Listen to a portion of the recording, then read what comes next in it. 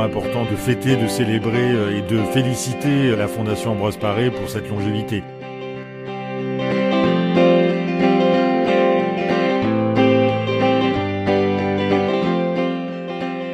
« 150 ans. Il y a un siècle et demi, la Fondation Ambroise Paré était reconnue d'utilité publique.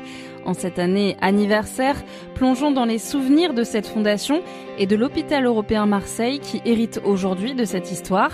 Tout commence en 1839 quand Madame Favier, femme visionnaire, ouvre une infirmerie pour soigner les plus fragiles. Un souhait qui résonne encore dans les couloirs de l'hôpital européen où les générations, les visages continuent de se succéder. Médecins, infirmiers, aides-soignants, brancardiers, agents d'entretien, équipes administratives, tous forment une grande famille avec les patients et leurs proches, avec toujours un souci d'aller vers les plus fragiles, vous l'entendrez.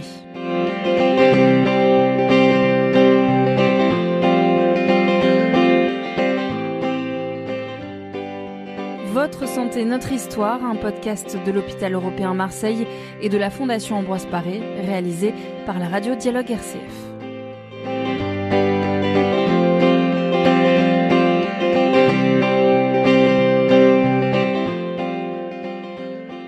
Et pour cet épisode, sortons de l'hôpital européen, faisons quelques pas seulement pour rejoindre un grand bâtiment sur le boulevard de Paris.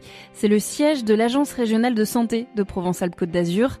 Yann Bubien, directeur général de l'ARS PACA, nous reçoit dans son bureau. Il nous confie sa vision de l'hôpital européen Marseille et de sa valeur ajoutée au sein du paysage hospitalier marseillais.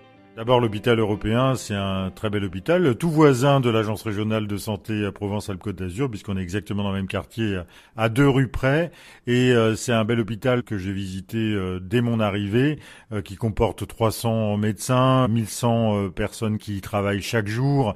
Et c'est un hôpital vraiment d'excellence, de recours, qui offre des soins dans toute leur variété, avec 50 spécialités.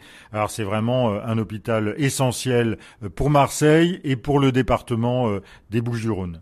L'hôpital européen et la Fondation Ambroise Paré, ça porte non seulement des soins de très grande qualité et reconnus par tous, mais également des valeurs humanistes très fortes. Et depuis 150 ans, je dirais par ailleurs que les agences régionales de santé aussi portent ces valeurs humanistes. On a les mêmes, évidemment, puisqu'on est service des patients, des citoyens, des personnes les plus vulnérables. Et ça, c'est une des particularités fortes de l'hôpital européen, qui sait combiner à la fois l'excellence des soins et également les soins aux plus vulnérables, avec évidemment les urgences, avec une permanence d'accès aux soins de santé, et puis évidemment avec un aller vers, puisque c'est une spécificité de l'hôpital européen, c'est d'aller vers les personnes les plus fragiles, et on sait qu'il y a beaucoup de personnes fragiles dans nos territoires, et notamment dans ces arrondissements des quartiers nord de Marseille. Car l'hôpital européen Marseille bénéficie d'un positionnement géographique stratégique, plus au nord que d'autres hôpitaux majeurs de la ville, un atout pour répondre aux besoins d'un territoire sous-doté en médecins. L'hôpital européen, c'est un élément central de notre programme Euroméditerranée et il contribue, je le disais, à la réduction de la fracture sanitaire qui existe entre le sud et le nord de Marseille, avec la Canebière qui en fait une frontière, puisqu'on le sait, au sud de la Canebière, on a 75% des capacités de soins de court séjour alors qu'on a 45% de la population. Donc on voit, on a un déficit d'offres de soins au nord de la Canebière et très clairement l'hôpital européen, par cet outil de grande qualité, il apporte sa pierre à l'édifice. Chacun le sait et c'est pas nouveau et toutes les études sociologiques le montrent, les quartiers nord de Marseille comptent aujourd'hui parmi les quartiers les plus pauvres de France et pas seulement des Bouches-du-Rhône. Et ça regroupe davantage les ménages fragiles en situation de précarité et isolement social qui vivent, pour 30% d'entre eux d'ailleurs, dans des habitats indignes. Alors bien sûr, la population des quartiers nord est impactée par un accès difficile au système de santé. L'hôpital européen, qui est ici juste à côté de l'ARS, dans ces quartiers qui sont en plus grande difficulté. En plus, il y a le métro juste en face, juste devant la porte d'entrée, la porte des urgences de l'hôpital européen, et il contribue à l'évidence à réduire les inégalités socio-spatiales de santé. L'hôpital européen est implanté dans le 3e arrondissement de Marseille, le plus pauvre d'Europe. et il déploie des actions concrètes pour aller vers les publics les plus éloignés du soin. Le projet Coresan en est un bon exemple. Une équipe fait du porte-à-porte pour sensibiliser au dépistage des cancers et guider les habitants. Un dispositif porté par l'hôpital européen avec le soutien de l'ARS. D'abord, l'ARS elle finance tous les bons projets qui font de l'aller vers. L'aller vers, c'est quoi? C'est aller vers les personnes qui en ont le plus besoin, les personnes notamment les plus fragiles. Et c'est ça, Coresan.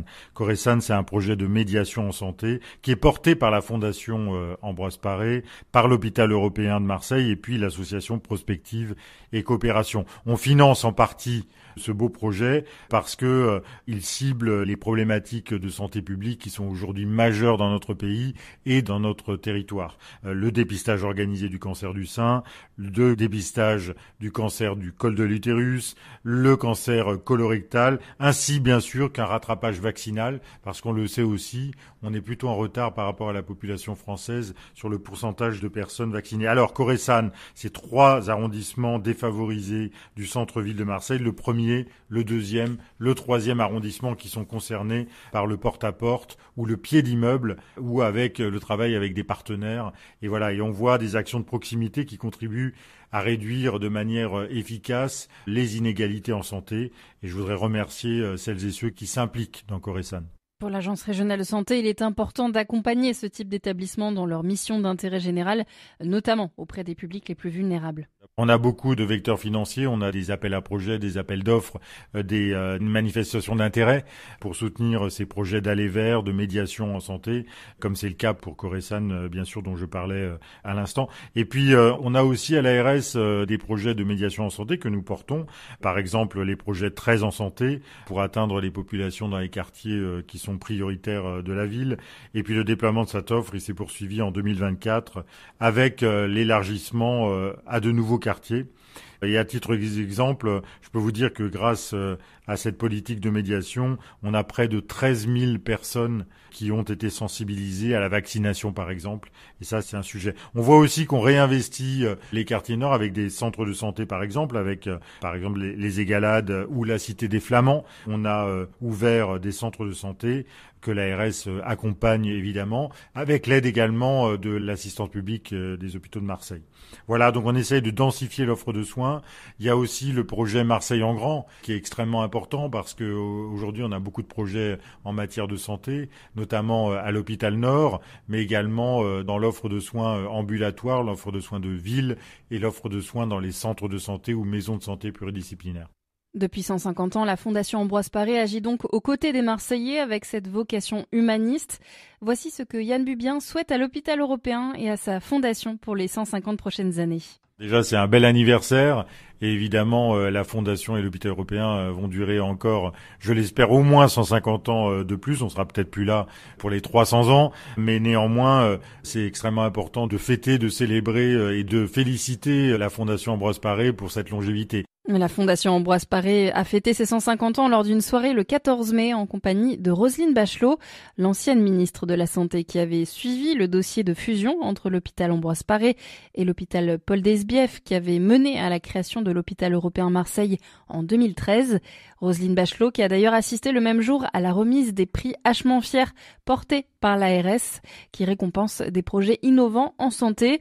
Vous entendrez son témoignage et son regard sur l'hôpital européen dans un prochain épisode. Et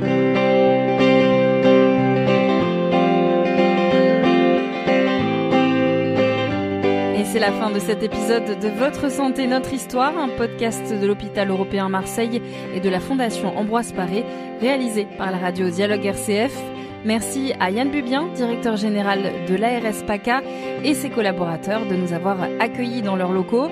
Et si vous voulez soutenir la Fondation Ambroise Paré pour la recherche, le matériel ou les soins, c'est possible en faisant un don sur le site hôpitaleuropéen.fr.